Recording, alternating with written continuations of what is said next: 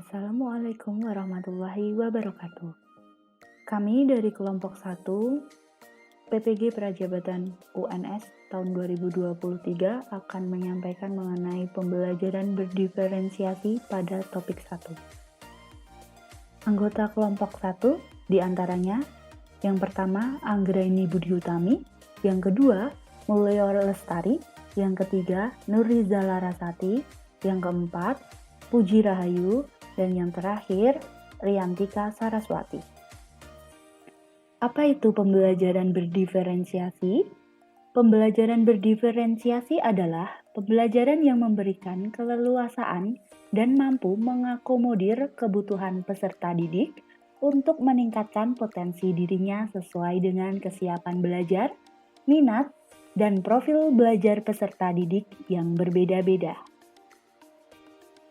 Ciri-ciri pembelajaran berdiferensiasi diantaranya: yang pertama, pembelajaran berfokus pada konsep dan prinsip pokok. Harus berfokus pada kompetensi dasar pembelajaran. Yang kedua, evaluasi kesiapan dan perkembangan belajar peserta didik diakomodasi ke dalam kurikulum. Yang ketiga, pengelompokan peserta didik dilakukan secara fleksibel. Dan yang keempat, siswa secara aktif bereksplorasi di bawah bimbingan dan arahan guru. Pembelajaran berdiferensiasi ini berpusat kepada siswa. Keberagaman di kelas ditentukan oleh 3 faktor. Yang pertama, keberagaman tingkat kognitif. Yang kedua, keberagaman minat dan bakat.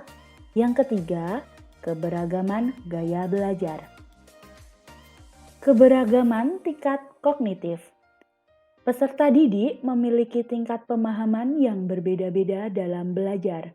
Guru dapat menggali dan memahami hal tersebut melalui asesmen diagnostik agar dapat memetakan kebutuhan peserta didiknya sesuai dengan kemampuan yang dimiliki, sehingga kebutuhan belajar setiap peserta didik terpenuhi. Keberagaman minat dan bakat. Dalam suatu kelas pasti akan terdapat banyak minat dan bakat yang berbeda-beda. Tugas kita sebagai guru adalah memfasilitasi agar minat dan bakat peserta didik tidak luntur dengan menghubungkan pembelajaran dengan minat dan bakat masing-masing peserta didik. Keberagaman gaya belajar. Peserta didik memiliki gaya belajar masing-masing. Ada anak yang cenderung belajar dengan visual, ada anak yang cenderung belajar dengan audio atau auditory, dan ada anak yang cenderung belajar dengan gaya kinestetik. Semua gaya belajar peserta didik yang ada perlu difasilitasi dengan metode pembelajaran yang tepat agar anak mampu mencapai tujuan pembelajaran. Terdapat teori pendukung dalam pembelajaran berdiferensiasi. 4 teori yang melatar belakangi perlunya pembelajaran berdiferensiasi. Yang pertama adalah teori sistem ekologi. Teori sistem ekologi menjelaskan mengenai perkembangan individu dalam interaksinya dengan lingkungan di luar dirinya yang terus-menerus mempengaruhi segala aspek perkembangan.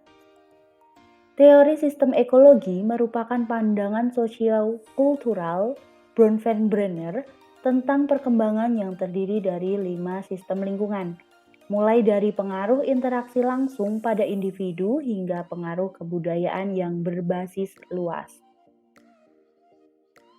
Yang kedua adalah teori multiple intelligence. Gardner mendefinisikan intelijensi sebagai kemampuan untuk memecahkan persoalan dan menghasilkan produk dalam suatu setting yang bermacam-macam dan dalam situasi yang nyata. Intelijensi memuat kemampuan seseorang untuk memecahkan persoalan yang nyata dan dalam situasi yang bermacam-macam. Yang ketiga adalah teori Zone of Proximal Development atau ZPD.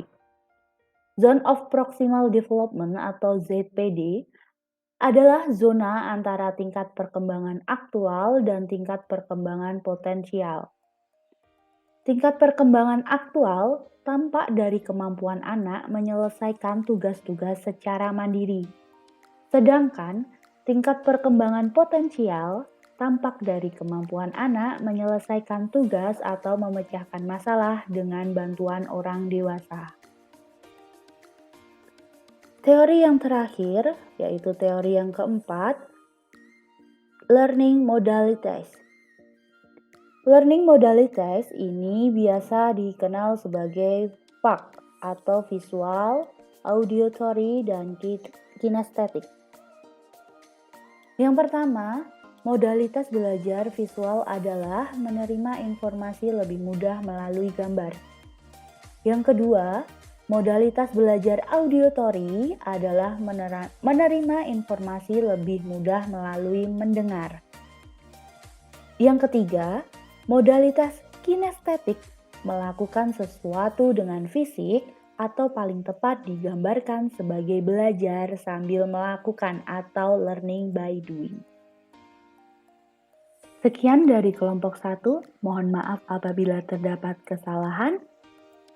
Semoga bermanfaat, terima kasih, sampai jumpa di materi selanjutnya.